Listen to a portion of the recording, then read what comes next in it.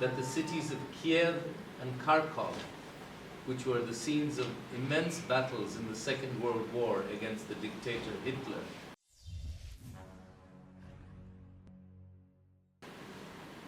the selection of a chief election commissioner and commissioners yesterday is a very regrettable incident.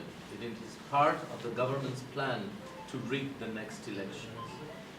In no country in the region can an election commission be chosen on the basis of the ruling party's desires alone. You will find that in Pakistan, India, Nepal, Sri Lanka, of course, those happen to be democratic countries, unlike our country, which is a dictatorship. In each of those countries, the opposition parties are invited for consultations on this issue. We have not seen any such initiative from this government. This is an autocratic dictatorship, and this is what the type of behavior we expect from them. And with 325 names of people who are loyal to this government or believed to be loyal to this government because they have received financial and other favors from this government. When you pick a name out of the box, what do you expect? You expect a collaborator with this government and someone who will be loyal to them and assist them in rigging the future election. We firmly oppose this. We do not accept that this decision was a correct one, and we invite the government to ask all the opposition parties to join in an effort to create a fair, viable, and acceptable election commission. This is very important for the future of democracy in our country. The previous election commissioner, he has proven how much of a collaborator he is with the ruling party. His sole claim to fame, if any of you have read his CV, is a book on solid waste management in Bangladesh. Solid waste is a euphemism for something else, and that is exactly what he has given this country, solid waste. In terms of the election results and his work, he will be known for providing this country with a fraudulent election result. And he must be convicted and tried for his crimes for his corruption in the election commission and for his crimes against the country's democracy. He is a co-conspirator in the destruction of this country's democracy. And I assure you, wherever he hides, we will find him and we will bring him to trial and punish him. The other big issue is, of course, the issue of Ukraine. And I would like to speak on that.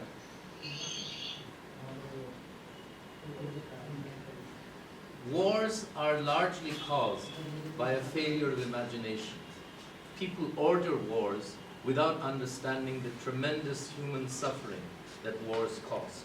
The killing, the loss of family members, the destruction of property and infrastructure, all these are the terrible consequences of wars and the lack of imagination of leaders who lead these countries into war. Now, the we must always, as the people of Bangladesh know, oppose any aggression by large states against small states, as a matter of principle. We are a small state, relatively with weak military capacity. At this time, inshallah, in the future, we will have a stronger capacity to resist aggression by any country. But at this moment, we are a relatively weak, small state. We need to have the ability to join and support other weak states who are facing international aggression. This must be part of our foreign policy. And of course, the people who are handling our foreign policy, the quality of people, they have perhaps very little understanding of the right role of the Foreign Office of Bangladesh. It's an important issue. Why is our government so silent on the issue of warfare and killing in the Ukraine? Is it because they are beholden to India, Russia, and China, countries that they are very friendly with? and they do not wish to displease them.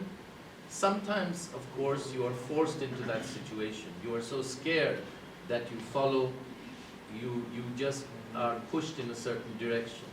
But there are some times that you need to make a stand for justice, for what is right, and for opposing hatred and a vicious attack on a small country.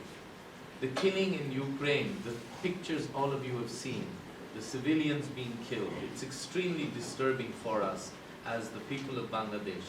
And I would like to reaffirm that the people of Bangladesh are horrified at this killing and bloodshed. This unelected Awami League government does not represent the views of the people of the country. They're unelected.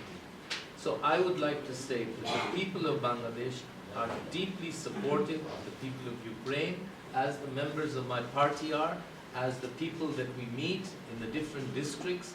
They support the cause of Ukraine and the freedom of Ukraine to resist aggression. And I hope all of you will understand that the views of this mercenary and absolutely gutless government do not represent the people of Bangladesh, the views of the people of Bangladesh. I note with interest, from reading history, that the cities of Kiev and Kharkov, which were the scenes of immense battles in the Second World War against the dictator Hitler, have become the scenes of massive conflict in Ukraine. And the resistance of the Ukraine people is something to be commended and supported. In Bangladesh, we also fought a much stronger adversary, and we have sympathy for the people of Ukraine who are fighting a very desperate battle to save their country. I don't want to say anything more about this, but that we regret the terrible loss of life and urge the United Nations and other bodies to urge a halt to this aggression. And we feel that the international community is united in condemning the actions in Ukraine, except for a handful of countries like Bangladesh. And that eventually Russia, which has its own legitimate security interests, and Ukraine can sit together and end this terrible conflict. Thank you very much.